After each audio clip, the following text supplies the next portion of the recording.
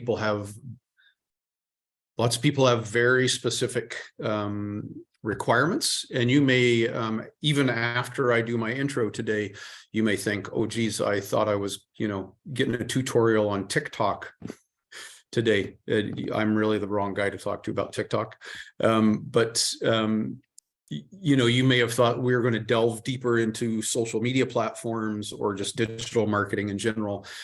Today, we are very, very focused on one of the most important aspects of online marketing, and that's your Google My Business listing.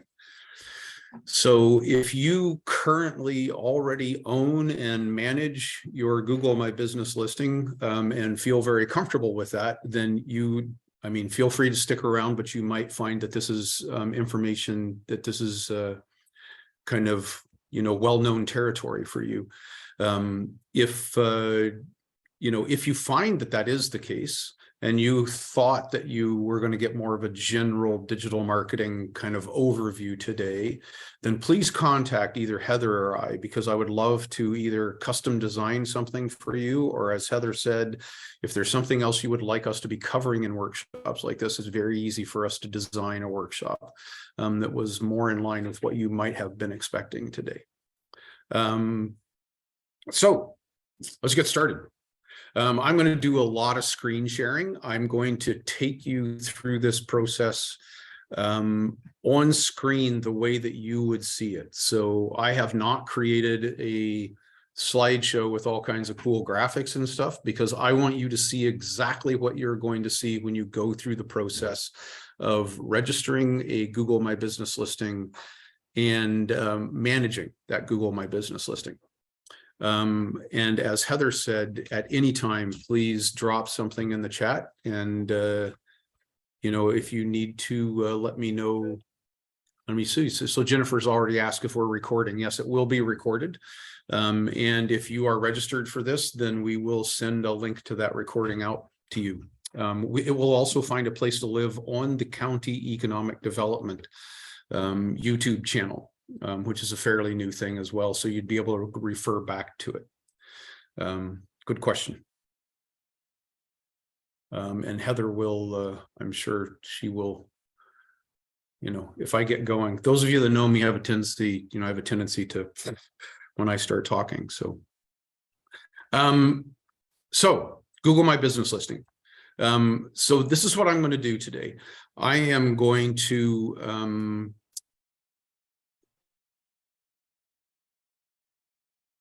figure out what's going on with my, let's close that. Sorry, there we go.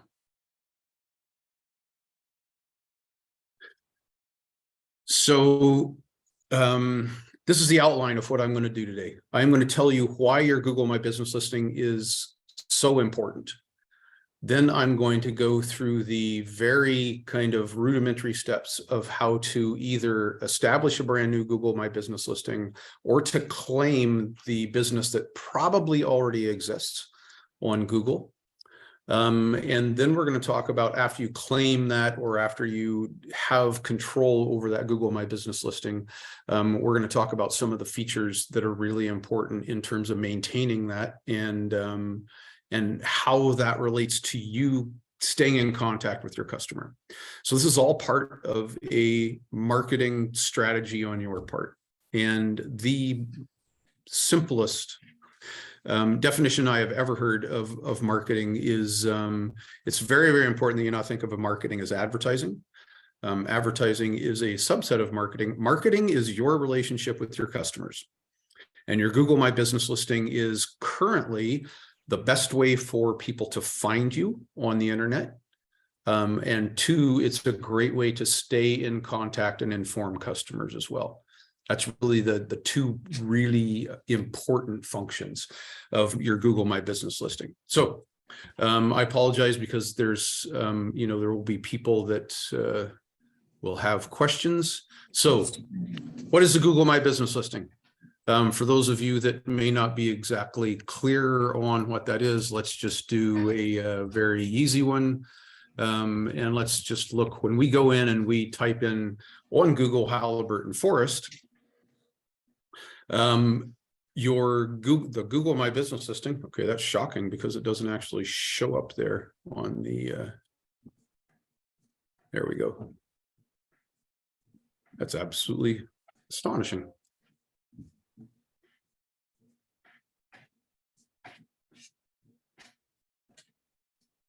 Ah, there we go. So your Google My Business listing is this little thing that pops up on the right-hand side of a Google search. This is prime real estate on a Google search. So typically in the internet world, you know, when people are searching for things, lots of the research says to us that someone is going to type in some kind of a search, and what they're going to do is they're going to look at the first page. In fact, typically they're only going to look at like the first 5 listings on there. If you own the Google business listing for your particular business, this graphic over here that has everything from pictures to a link directly to a website to a link directly to establishing directions. If your business is well set up, there should be a button you can hit directly to call that business. It also does really important things like showing you the exact address of that business, and that's very important. I'll tell you why that's very important. It shows you, is this place open right now? And gives you access to all of their hours. It also gives you their phone number, which you can see as a clickable link. I could click right on that, which is not so important on my laptop, but it's very important on a phone. And we'll talk about the difference between how people use this with a phone and with a laptop. And then you can see with Haliburton Forest, one of the things they've chosen to highlight there is their upcoming events. You can choose to highlight any number of things on your Google My Business listing. Yeah, and then it just shows you all kinds of detail as you go down here. It will actually show you what we're seeing right here is we're actually seeing what they're going to do is they're going to show you the top 2 good reviews and usually the top 1 bad review. The other incredibly important part about the Google My Business listing are the photographs. So this, for those people that may not be familiar with what I say when I'm saying a Google My Business listing, this is exactly what I'm talking about here.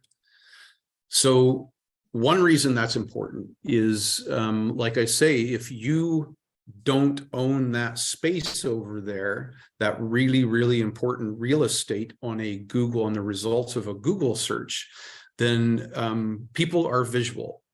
They prefer to look at pictures and look at graphics over reading text. And so by owning this whole section, sorry, it's only going to highlight that one section. By owning this entire section here, on the right-hand side with your Google My Business listing, you essentially are kind of owning that results page is what you're doing. And you're giving people very, very easy links to all kinds of valuable information without them even having to go to your website. Think of your Google My Business listing as a free website that Google hosts for you, is the easiest way to think of that. It has virtually all the same features as a website. You can choose to use those or choose not to use those. Yeah, that's so on a laptop, that's the most important kind of aspect of that.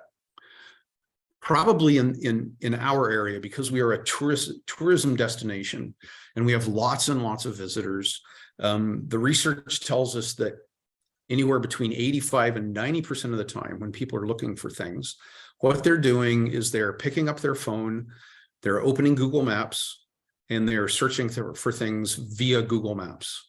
So what's really important, now let me just see if this was going to work, because it only works sometimes, because I have nope, it's not going to show it. Sometimes if you have your phone plugged in, it will actually let you share your phone to the screen, but it's not going to let me do that. So I will go back to this. the screen I was sharing just a second ago. We are all familiar. I mean, I would be shocked if there's anybody here who, who doesn't use a smartphone. I was actually the last person in the universe to own a cell phone, and now I own 2 of them. And like everybody that's got them, I use it on pretty much a daily basis. And we've all seen visitors, or we've all been visitors someplace, and we do exactly what the research says we do. We pull our phone out, we open up Google Maps, and we either just hit the coffee or the restaurant button, or we do a search for exactly what we're looking for. In this case, someone may have, say, heard of the Canopy Tour, or they may have heard the Wolf Center or something like that, and they would do a search for that. The information then that gets shown to someone on your phone, and I would recommend anybody do, even do it here while I'm talking. I will not be insulted if you're using your phone. I would kind of actually encourage it. When you type that in, when you type a business name in, the information that's going to show on the screen is pulled directly from your Google My Business listing. So essentially what you're doing is you are creating the smartphone listing that other people are going to see when you see that. So the listing that here is on the right-hand side of this, where my cursor is going to take up the entire screen on somebody's phone. And that's probably in this area where we have so many visitors who are looking for a particular thing, whether they're, and I shouldn't say just visitors, because it could be locals as well, but there's just lots and lots of people when they need new windows for their house, or they need help with their furnace, or they need they need a new roof. They're just going to pull their phone out and they're going to type that into Google Maps. People have gotten incredibly used to that. If you have your listing up and you have the relevant information in that, it's going to make it that much easier for people to find you. So there we are. That's kind of that's the first phase of the workshop, me explaining to you why this is so important. I'm going to pause for just a second, and I'm going to just give people a chance to see if there are questions just after that section. If you do have a question for that, just please put it in the chat, and Heather and I will do our best to answer that for you. I have my official HCDC mug, you'll see. Heather will be very happy about that.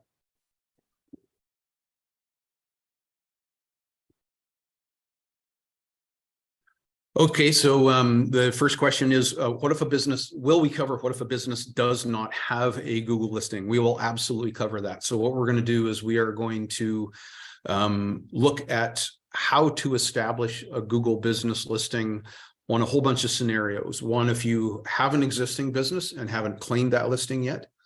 If you have a business and there is no listing whatsoever, and there's a very, very good possibility, because of the way that Google works, that even if you have not claimed your Google business listing, if anyone has ever reviewed your business, then there will be an automatically generated Google My Business listing that you then just need to go in and claim. I'm actually going to show you an example of that today. So great question. Anything else moving forward that'll help me with my oh, I love that. Personally perfect. That's the first time in my life I have been perfect. I'm going to stop right now.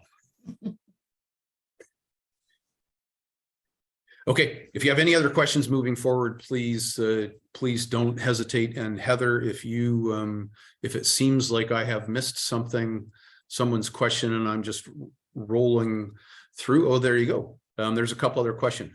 What if someone else has claimed my listing? Okay, we'll look at that. So what I'm going to do is I'm actually going to root through all these possibilities right off of the Google Business Support page. So as opposed to me creating graphics, we're going to work right through that page so that you see the way that page works, and you'll see that there's actually a link to do if someone else has claimed my listing. It's not super common, but it does happen sometimes. And the other question is, Google listings will always be free. I can't guarantee that they'll always be free, but they have been free for up to now. One of the benefits of them is that, and here's a scam alert, if anyone ever contacts you with any kind of payment related to a Google listing, a Google My Business listing, it is a scam. As of right now, it is absolutely free. They contact me monthly. I would say that's probably a scam then. They may contact you about ads, but your actual listing, they shouldn't be, there is no payment required as far as I know, unless something has changed in the last couple of days. So why would Google do this? Why would they offer this amazing thing for free?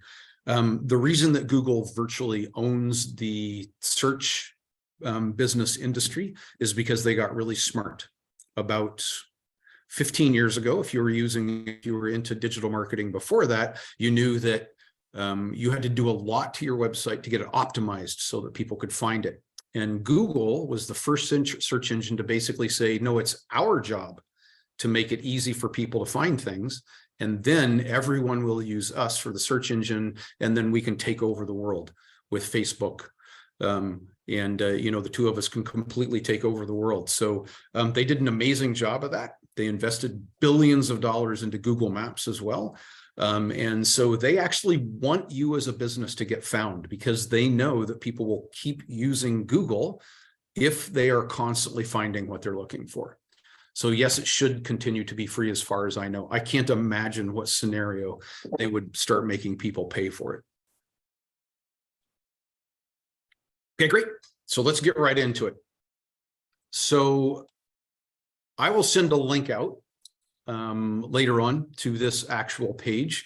This is a Google Business help page, and it's specifically designed to help you get going with your Google Business profile.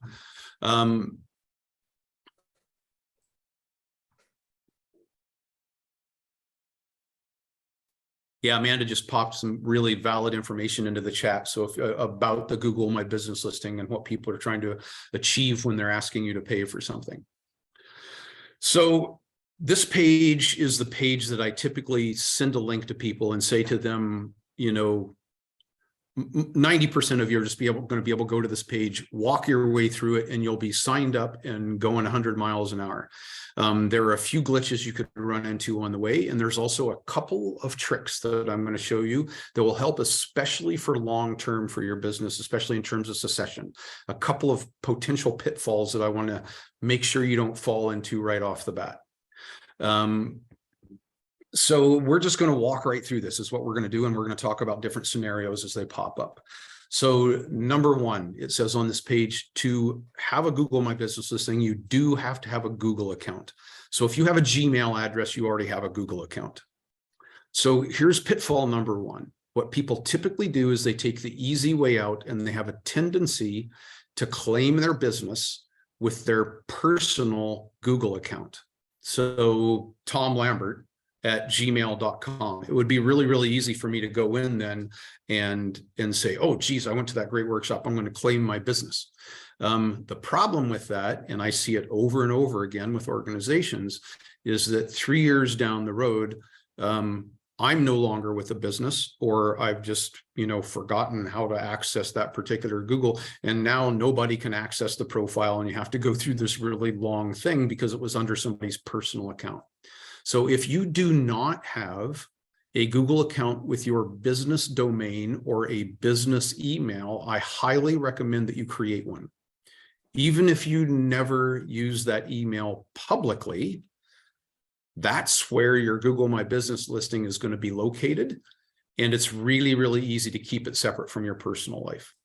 If you've gone ahead and registered a business under your personal email account, don't worry, it's not a catastrophe. I think I've got like 6 or 7 of those profiles under a personal account, and the world has not ended.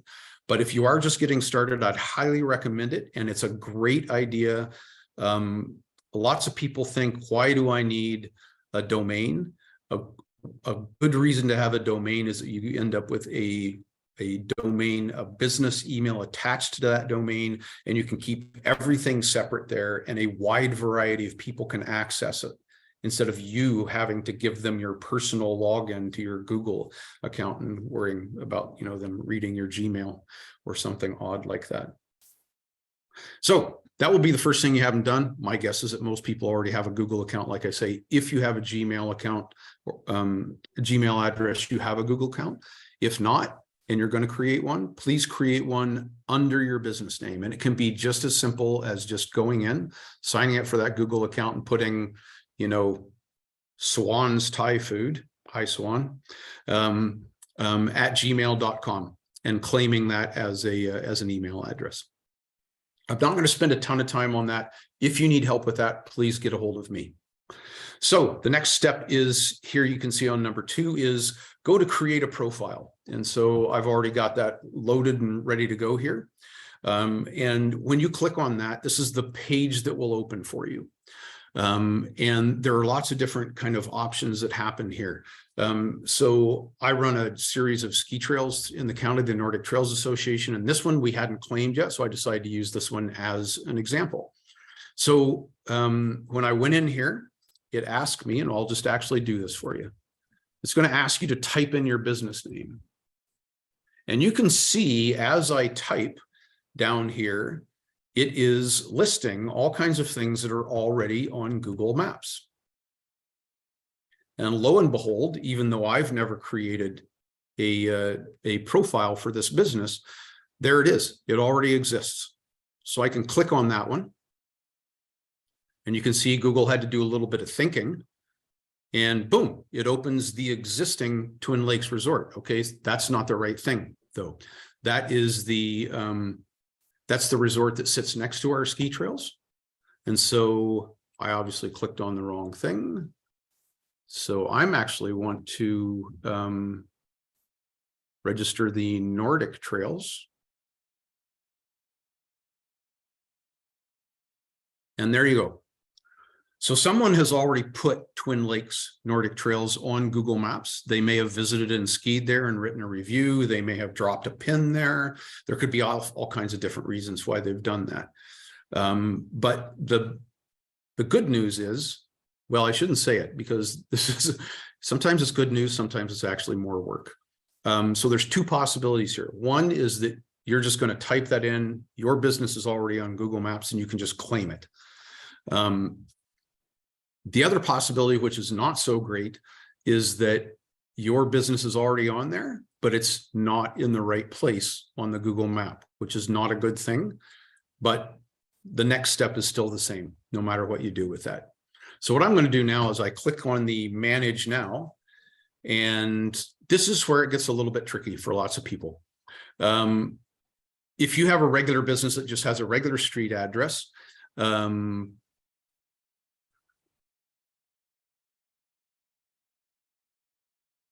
geez, learn to type, Thom. Then that's great. There's the occasional thing, and I will run into this at some point. We're going to run into the dead end because there isn't actually a mailbox at this address. That will present a challenge for us later on, but I'm still going to walk you through it using this particular example. And then I'll show you a couple other examples.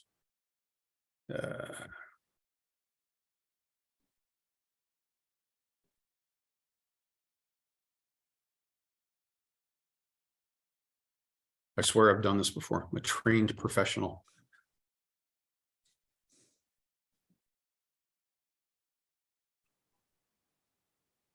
So there you go. So I'm in the Google system, and now what Google wants to know is they actually want to verify my business because, one, they don't want every 12-year-old in the world going in and, you know, and claiming your plumbing business and then trying to sell it to you, basically ransoming your Google My Business listing. So they're actually going to go through a process to verify that the person trying to manage this business is actually the person that should be managed in this business. And this changes. It's very interesting. This will be slightly different for everyone. I don't know why. There's 2 possibilities here. It used to be that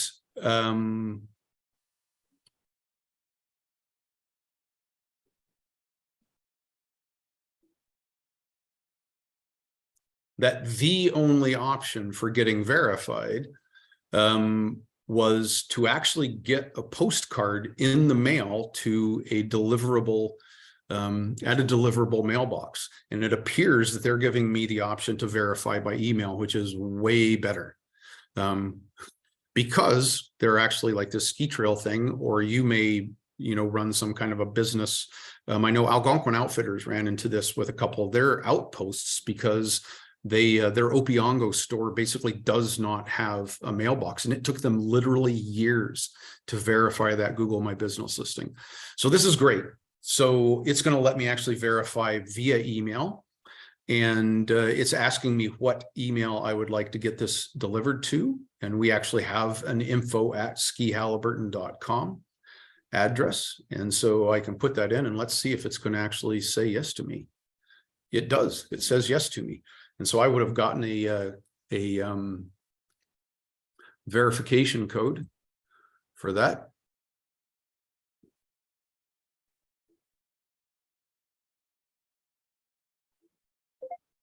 And it's going to take a while for it to show up in my mailbox. So I'm not going to waste any of your time. I will actually use a different profile to go on to the next phases for this. Who has questions about that process up to now?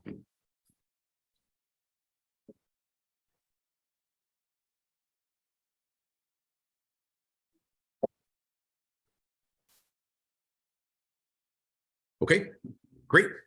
Pretty straightforward, really. So the process that I've shown you so far, there are two possibilities.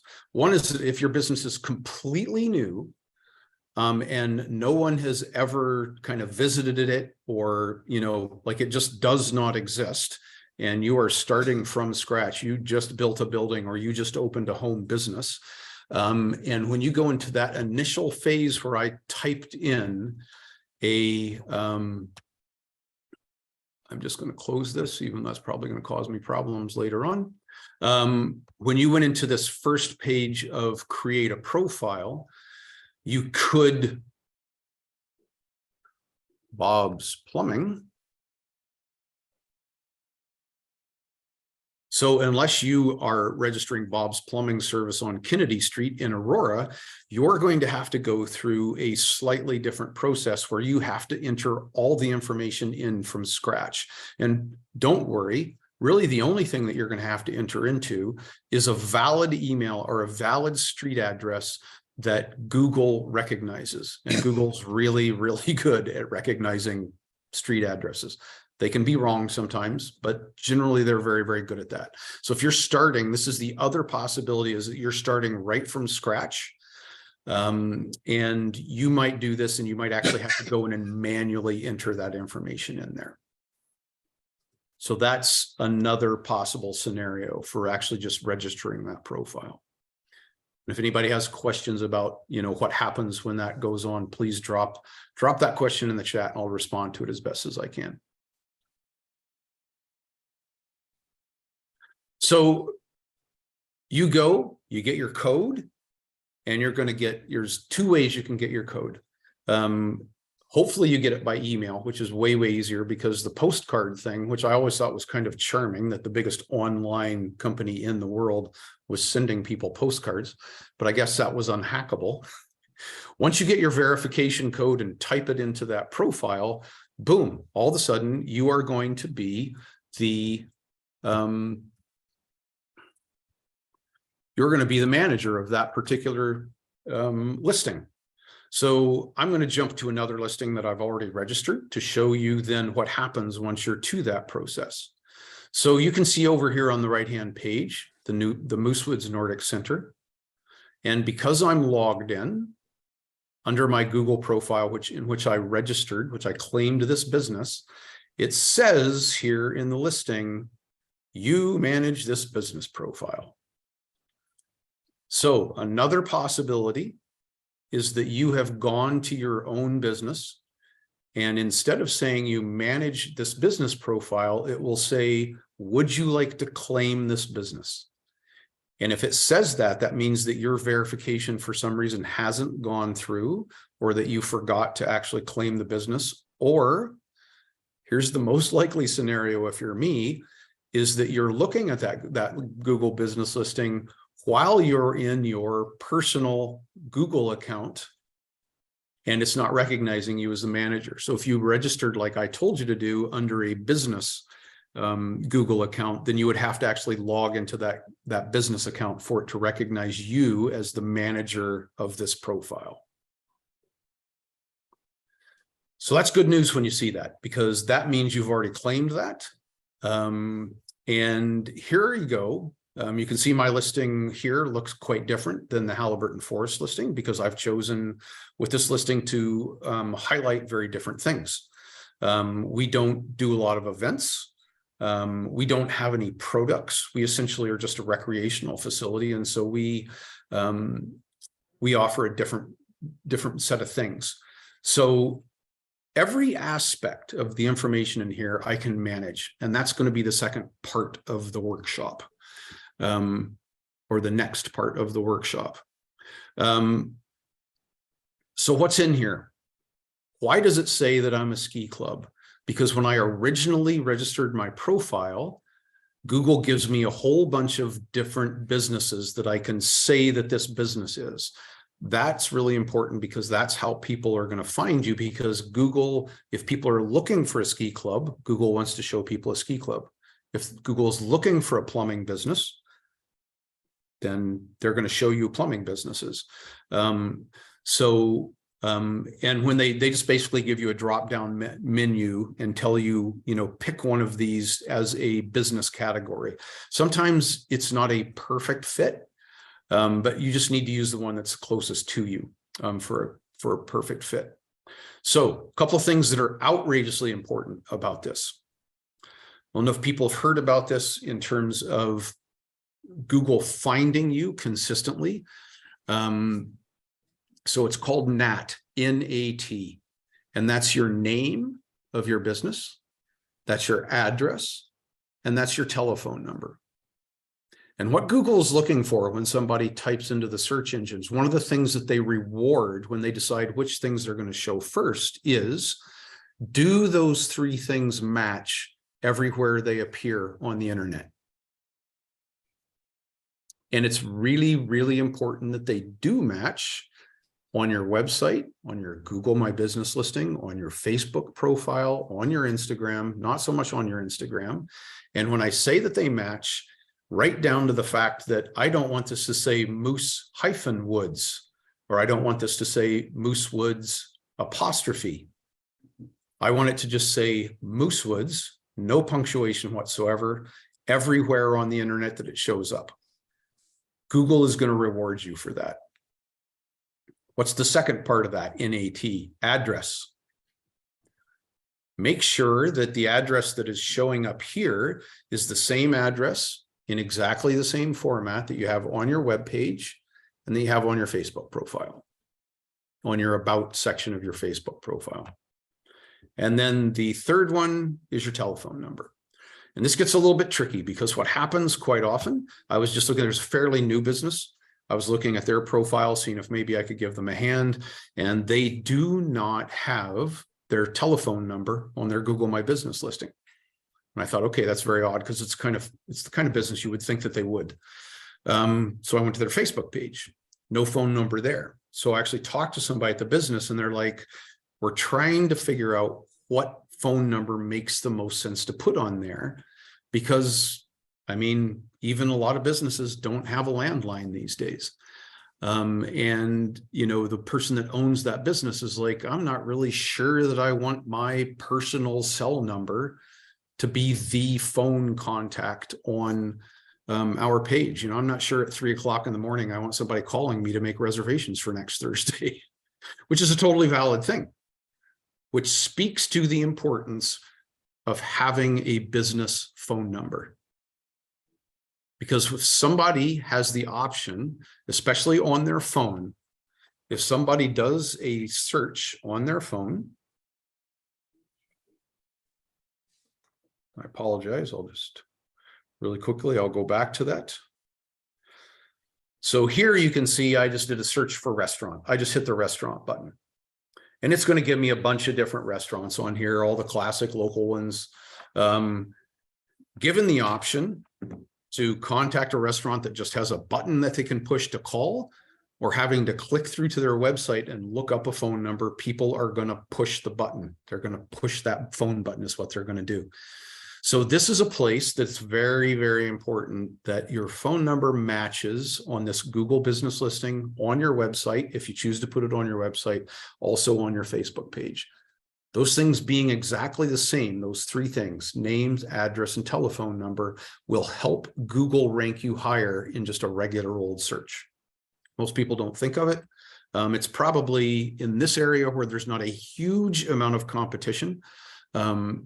In the city, it's way, way more important, I would say. Here, it's not quite as important, but still important. It's not, your business is not going to die, but your business will thrive a little bit more if it is correct. So any one of these things, I can go into and I can change right here. So if I click on edit your business number, then I can change virtually anything about my Google My Business listing. So here's my business category. Here's a quick blurb about the business. Here's an opening date, which for us, we don't have that information in there because we're open when there's snow on the ground. There's our phone number, there's our website, and any one of these things, like anything you're used to on the internet, I can change by going in and hitting the universal little edit symbol there.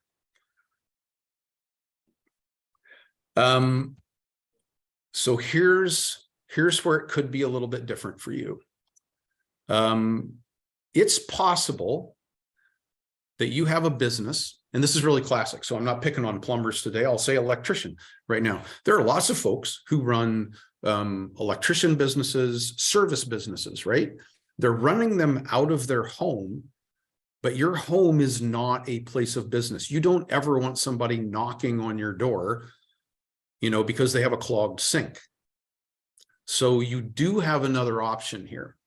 In that case, there are two types of businesses that can be on a Google My Business listing. One that is available to the public to come and visit that place. The other is a business that has a service area. And so, like I say, if you are a contractor, a subcontractor, electrician, HVAC, I can name any number kind of businesses that you don't want people coming to your house. You want people to call you and you're going to go to them. So when you register your business, you will have two options there. When you initially put the address in, you can click another option that says, no, I don't want to put an address in. I want to put a service area in. What does that mean? So it's especially important with your telephone because Google search results on Google Maps are location-based. Your phone tells Google where it is, and Google wants to show you things that are closest to you and then an ever-widening range. We've all seen it, right? Like we hit the coffee button. It's just like, no, I don't want to see a coffee shop that's 150 miles away. I want to see the coffee shop that's, just down the road. So it's not going to show your business quite as quickly if you choose service area. The good news is that all your competitors are also service area businesses, so you're actually not getting penalized for that. There's very, very few businesses that being a service area business is not going to be the right match for them if they are in fact a service area business. Does anybody have, and I realize that's kind of an odd thing, does anybody have a question about the whole service area thing? Yes, you can. So I actually just put in, you can give the option of showing your location as well as showing the service area. So you need to decide if you're going to do that. Like I say, if you're running an HVAC business, do you really want somebody showing up at your house looking for a certain kind of fitting for their furnace? Probably not going to happen. But if you do put your address in there, then it's going to be a little bit easier for Google to show you location-based or show your customers location-based results. So Robert's asking, what if the business has a PO box? Is it okay to list that as the address? Google will not let you list a PO box as an address. So you'll need to decide, Robert, if in that particular situation, if it makes sense for your business to be listed as a service area. And when it does that, essentially what it does is it allows you to draw a big rectangle on a map. So if you essentially are willing to drive 100 kilometers any direction to service people, then you can draw a rectangle of a certain size on the map. And then when people see your listing, what they'll see is they'll see a shaded area, and it will tell them whether they, they can still call you even if they're outside the shaded area. And Robert, I will preface this by saying this is a constantly, this is kind of like building a house on sand, trying to run workshops about these things because they can change at any moment. But the last time I checked, Google would not let you put a PO box because that's not a location. I have a PO box at a local pharmacy. I put that a few years ago. It's still on the Google listing, so I missed that. Should I leave it as it is? If you want people to actually find the pharmacy, so what I would do is I would go in and look at your Google My Business listing on your phone and on your laptop. If your pharmacy is showing up in the actual place that it is on the map, then I would say don't mess with it. Once you're in the right place on the map, then I would say don't mess with it. You're golden.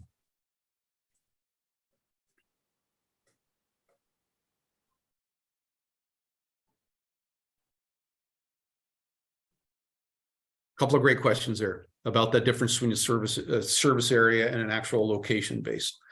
So here's, and I will just give you a heads up on this.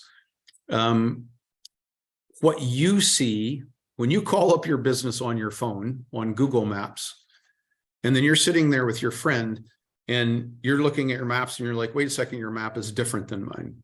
That's because Google shows everybody a different map based on what they think their preferences are. So I've tried to help people before where they're just like, no, my business is not in the right place. There's a business I worked with for a while, and every 3 or 4 months they would contact me and say, we're not in the right place on Google Maps. And on their phone, they were not in the right place. On my phone, they were in exactly the right place. It's got to do with your search history. It's got to do with the preferences. It's got to do with all kinds of things. But don't fall into the trap that thinking that what you see on your phone screen when you look at Google Maps is the same as what anybody else sees, because Google's constantly customizing what it shows you based on what your preferences are. And there's a, okay, I guess I should explain all that.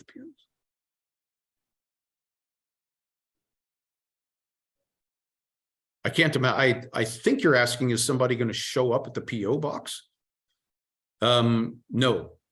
So what okay, so let me just clarify really quickly. So Robert is asking, are people going to show up in the right place if I have my PO box on there? So this is exactly what I'm talking about, Robert. When you go in to Google Maps and you zoom in on your business, what you need to check is, say here for Haliburton RPM, is your pharmacy, is the pin on Google Maps, is it actually in the right place? And if that, when I say a pin, I mean like a pin on a map, like the Tim Hortons, is that actually in the right location? Then you're golden. You don't need to do anything about your address. If you're not in the right place, then it's a possibility that putting your actual street address may help with that. I think that's what you were asking. Just don't want people showing up at the pharmacy looking for us. Oh, that's interesting. This is a pharmacy that people don't come to. Okay, great. So yeah, you don't want your actual location on there. And if it hasn't been an issue for the past 6 years, then I would say then you don't need to worry about it.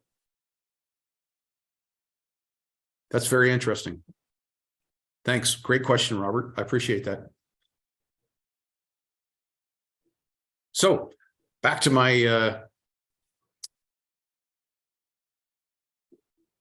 editing. So the good news, I'm about to go into phase 3 of how to manage your Google My Business listing. There's a few details in here. It's not going to be super long. And then I'll do a little bit of a review at the end, and we'll go into a Q&A session is what we'll do. So as I said earlier, you can manage every aspect of your Google business listing. Here's a really interesting one. Every single year, for some reason, Google My Business takes our ski area, which is in the right place on this map, and puts it up here where it says previous. And every single year I have to contact them and say, no, that's not in the right place. And they move it for me. And then the next year, I don't know, for some reason it gets moved again. It's happened to us for 2 or 3 years in a row. I do not know why that happens, but it does. But there is the possibility that Google, especially if this is a business that you bought from someone else and they hadn't put it in incorrectly, there is a possibility you might have to go through a process with Google to relocate your business. It's okay. It's super easy. You go in, you hit that location and say, do you have an edit? And you hit that button and you say, yes, this is an improper location, and you put it in the correct location. If you need help with that, please contact me. It can be an onerous process sometimes. I'm not going to talk about it for a long time. Here are some things that for some businesses make lots of difference. Obviously, lots of these things, the ones they're offering me to, are related to a restaurant. And it's going to customize the possibilities based on what kind of business that it perceives you are. I can put all kinds of other things in here, details about the business. Accessibility is an important one. If your business is accessible to people of all kinds, when you go into accessibility, there will be all kinds of options that you can do. Are you wheelchair accessible in lots of different ways? And again, this is going to be different for every business because Google is custom tailoring the information that it's giving you based on what kind of business you said you were when you registered. So it will be a little bit different for everybody. Amenities is an interesting one, especially these days. There's lots of stuff on Google My Business about gender these days. And to lots of customers, this matters. We all know that, say, the Minden Pride Week has become a huge attraction for the Haliburton Highlands. In the tourism department, we consider it to be one of the kind of keystone events that happens during the year. And the folks to whom being acknowledged and being honored for their gender, that's a very, very important distinction for them. And they will actually, they will pick businesses based on that. Let me just see, I've got a question here. Oh, Amanda and Jeff are taking off. Yes, Amanda and Jeff are doing the branding workshop on February 14th. If you are interested at all in how to establish the identity of your business, we'll talk more about that at the end. I highly recommend that. So again, you can see in terms of amenities, there's all kinds of things that I can click on here. And every one of these things can be edited. It just makes sense for you to go through and root through this and see which of these things it makes the most sense for you to add to your particular business listing.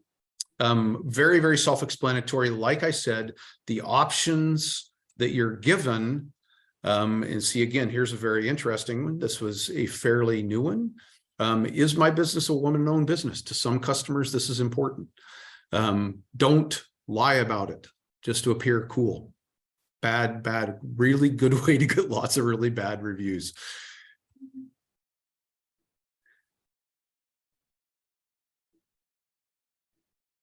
So in terms of editing your business information, dead simple. I mean, it gives you a limited number of options based on your business category.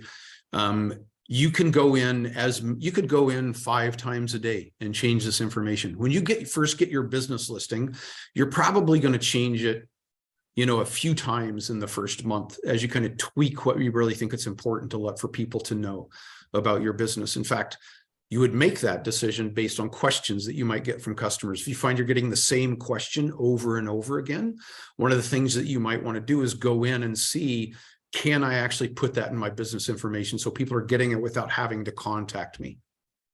The good news is, of all the things that you really need to be doing in the digital world, this is the lowest maintenance of all of them. It's super important. It might be the #1 most important thing that you're doing with your business, but it's also the lowest maintenance. And when I talk about different social media platforms, I'll talk about that in my next workshop. I describe them in terms of pets. And your Google My Business listing is basically like owning a snake. If you've ever owned a snake, you know that like once a month, it crawls out from underneath the wood chips. You throw a mouse in there, and then it goes back underneath the wood chips. That's about as often as you need to worry about your Google My Business listing. The only way that would be different is in terms of responding to reviews. And for some businesses, that's a huge thing. For some, it's not. And I will talk about reviews very, very specifically here in a second. But this is an entire workshop. Dealing with online reviews is an entire workshop. There's so many places that they can be. I will tell you that unless you're a hotel, the two most important places to pay attention to your reviews are on Google and on Facebook. Restaurants as well, because there are some other listings that you can do with that.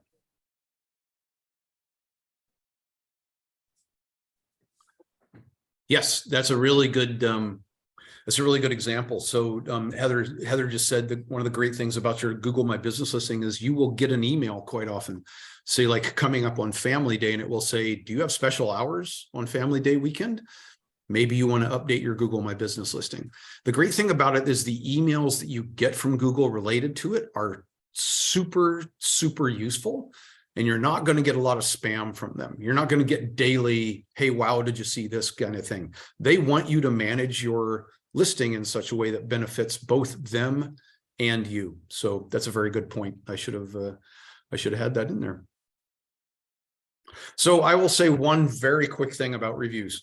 If you set up your Google My Business listing in such a way as you want to do it, you will actually get a notification every time that you get a review. So I do get emails as the manager of this page every time someone reviews us. And the short version of the review workshop is that you should respond to every review, positive or negative. That's point number one. Point number two is no matter how snarky a review someone leaves you, you should never do anything but be gracious with them. There's lots of research that shows that a bad review responded to graciously is worth about 10 to 30 positive reviews, because the true you is showing up when you're responding to a negative review. Everybody can say thanks to a positive review. It takes a special kind of business owner to read a scathing review and say, wow, we're really sorry you had anything but a great experience with us. Please contact me and I'll do everything I can to make it better. In fact, that's pretty much, if you want to write down what I just said, that's pretty much the response to a negative review. Okay. So what kind of questions have people got? How would you handle an inaccurate review? Very, very good question, Angelica. We actually had one of those for one of our ski areas a couple of years ago. Again, always start by being gracious.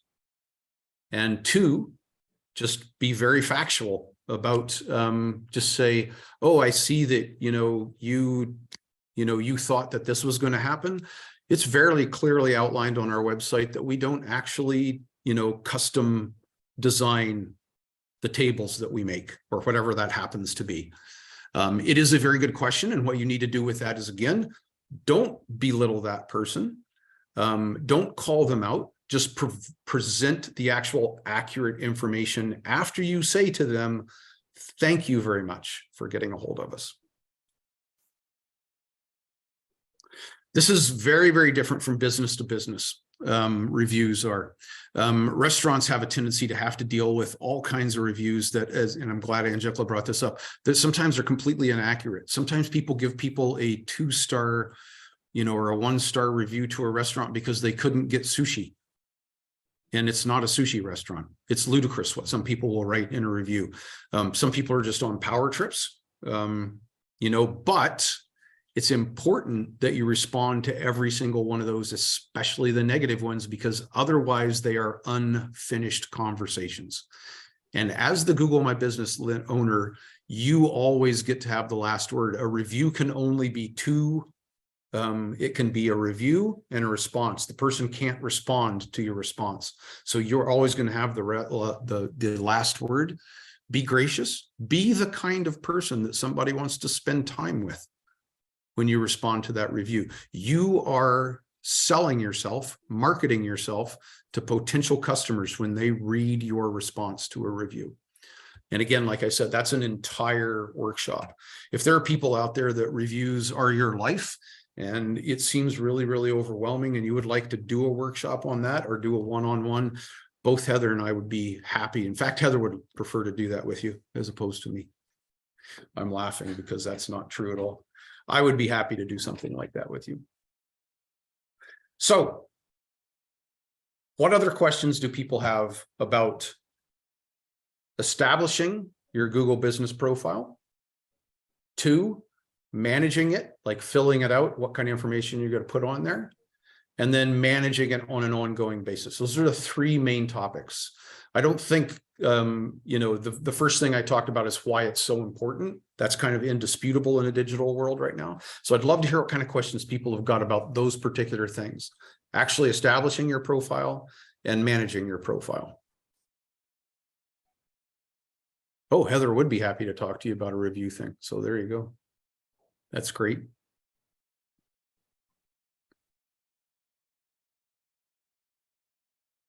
I can see, as per usual, I've put an entire universe of Zoom participants to sleep. If I should have a really loud noise I could play just to. Great question, Ashley. So Ashley's question is, should you be updating the pictures that you can see on a regular basis? And I apologize, I skipped that part.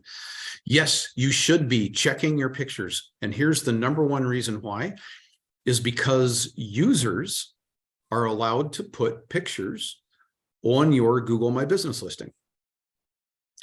And so it's important. So what will happen sometimes is that someone will finally be looking through the pictures that they took on their summer vacation when they went to Abbey Gardens, let's say, and it's the middle of winter and Abbey Gardens is trying to market itself as this great winter destination. And then all of a sudden somebody goes in and downloads like 10 absolutely beautiful pictures from their visit in August.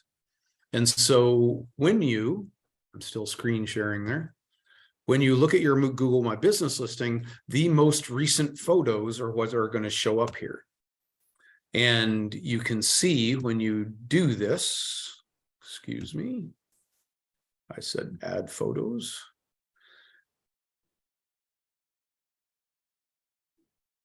So you can see for us with our listing, we don't have any user photos. We only have owner photos. But yes, you should be checking your photos because that's a way that a customer can actually kind of rebrand you. They may put a bunch of photos up that you feel like doesn't represent you in this super valuable real estate right here. And so, yes, you do want to go in occasionally and make sure that the photos that are up there are the photos that you want representing your business.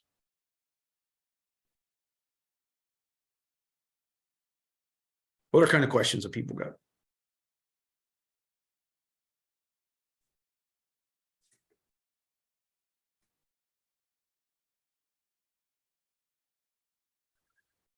I was just looking at the Arts Council Haliburton Highland listing. Google and it is showing up as Arts Council -8 Haliburton Highlands.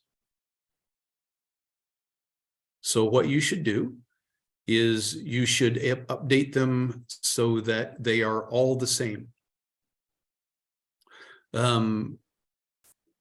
So if you don't use that curly hyphen on your website, or if that's not part of your official name, then go into all the important places and change it and make sure it's the same. Ashley is asking, is there a way to change the street view photos? No, there is no way to change the street view photos. Can you refresh the photo from Google Street View that seems to automatically be there? I don't think you can. I don't think you have any control over what Google Street View is showing people. And I will tell you that sometimes it's very odd.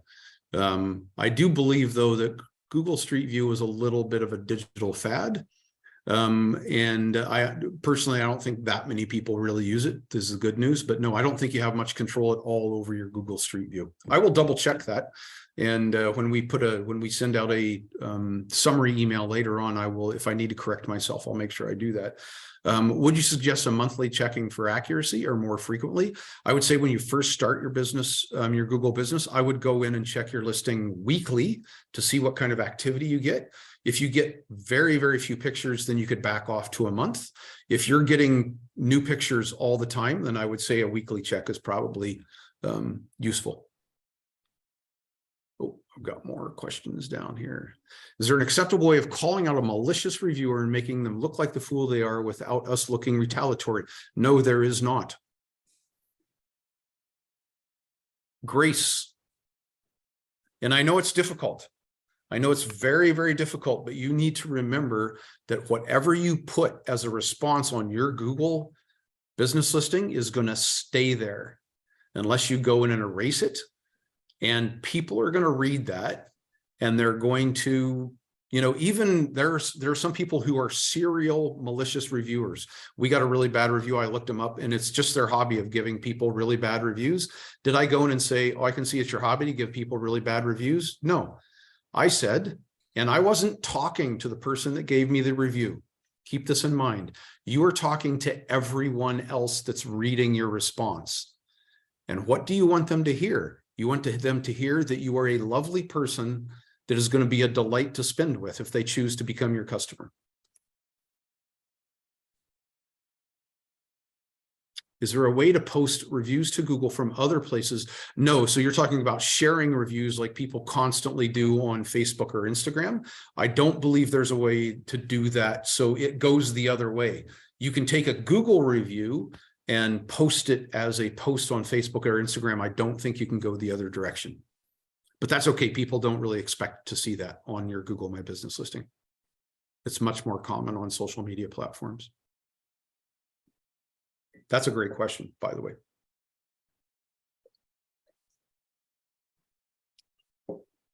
And I would actually recommend that. If you're not getting reviews in other places, it's a great way to get content. We'll talk about that in other workshops.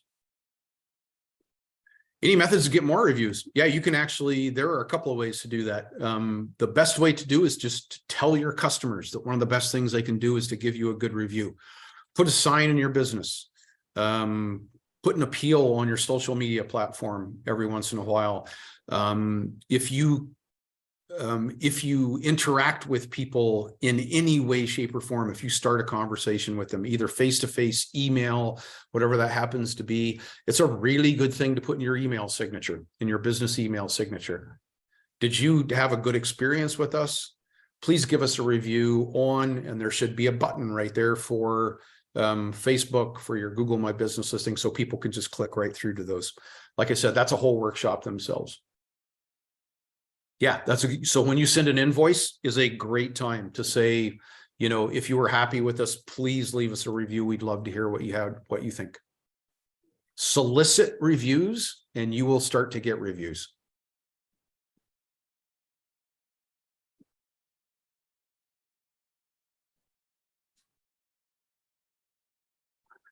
You should leave it open to them. The reason is that if you suggest things, people have a tendency to follow that formula, and then all of a sudden you get a bunch of people are suspicious of good reviews as it is. If they see 4 or 5 reviews that essentially kind of have the same talking points in them, then they're going to get a little bit suspicious about that. So yeah, I would say you just need to let your customers say what they have to say. It is valid to say to them, if you had a very positive experience, please write us a review. If you have specific feedback for me, please email it to me directly. It's easier for me to save. It is valid for you to say that.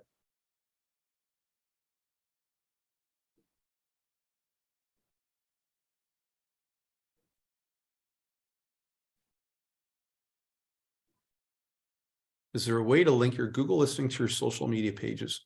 Not that I know of, no. I will look, Angelica. And if there is, I will make that part of the email, and that because we have an email list of way we can communicate with people. So.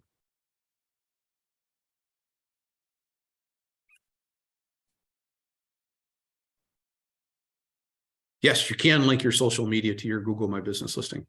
That is true. I think it's kind of a little bit more of a one-way thing.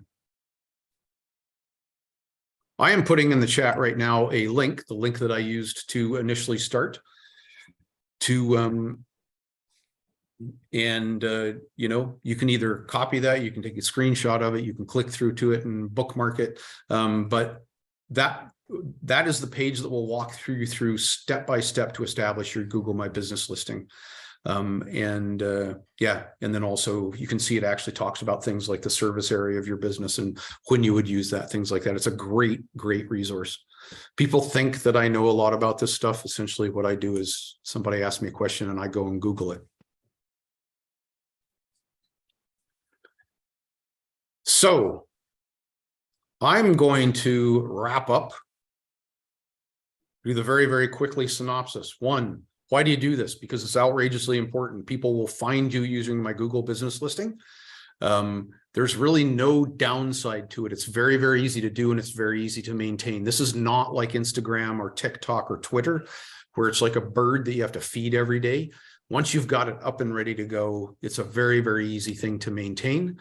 And like I say, if you don't put it up, then somebody that visits you or somebody that gives you a review is going to put it up anyway, and it's going to be existing there without you actually maintaining it.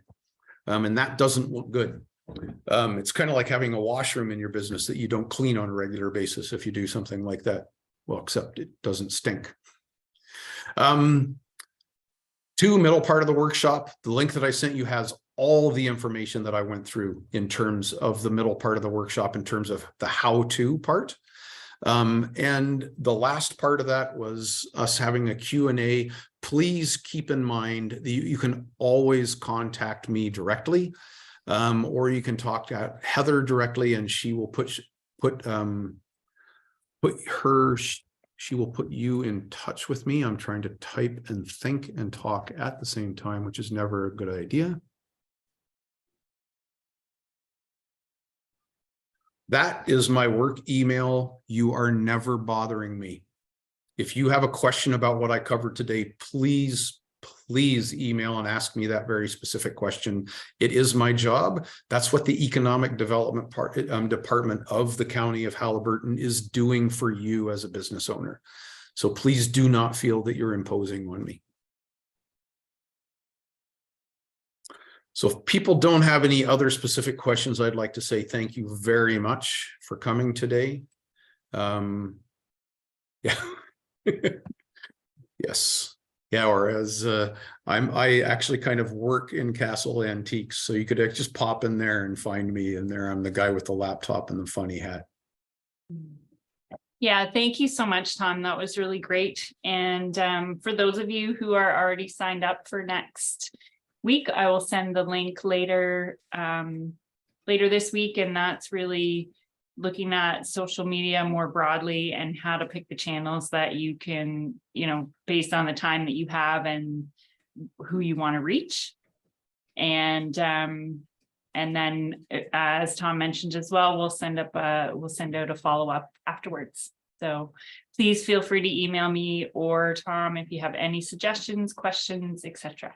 So thank you. Yeah, and just a really quick thing so what Heather said. So if if you're trying to figure out, should I be on both Instagram and Facebook, or does it make any sense for me to be on TikTok, or what about Twitter? That's what we'll talk about next week, is which one of those things makes sense for you to be on based on your business and how much time you have.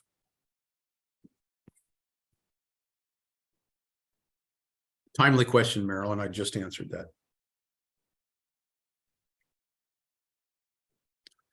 There you go.